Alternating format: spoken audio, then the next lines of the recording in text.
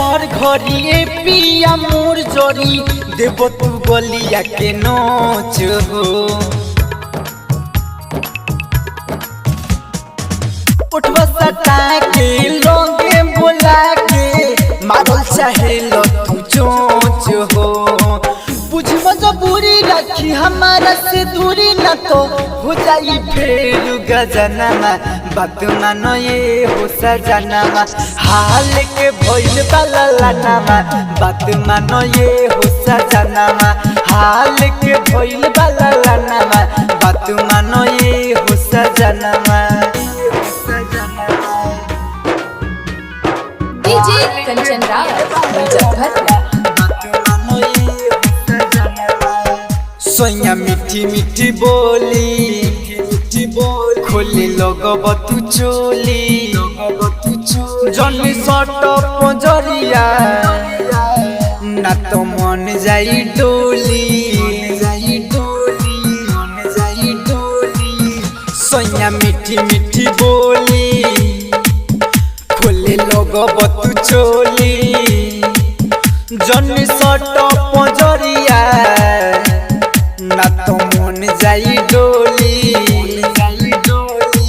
दूर जाके सुती पिया फेर जनी रोती गनी राखी मनाई के मनामा।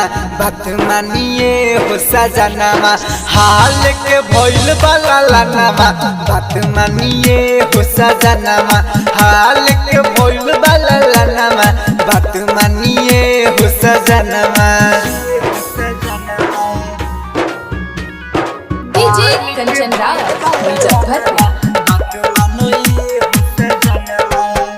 अज भोला कुमार हो जन धर एकबार हो। कुछ बीते तो महीना फिर लुटी हलहार हो। दीपक आनंद कुमार हो जन धर एकबार हो।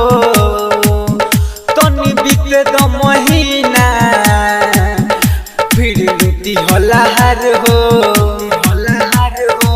पंकज मोर पिया धर कथा सुने जिया सिहरे यंगे यंग बदानामा। बात मानो ये हो सजनामा हाल के भइल बाला लानामा।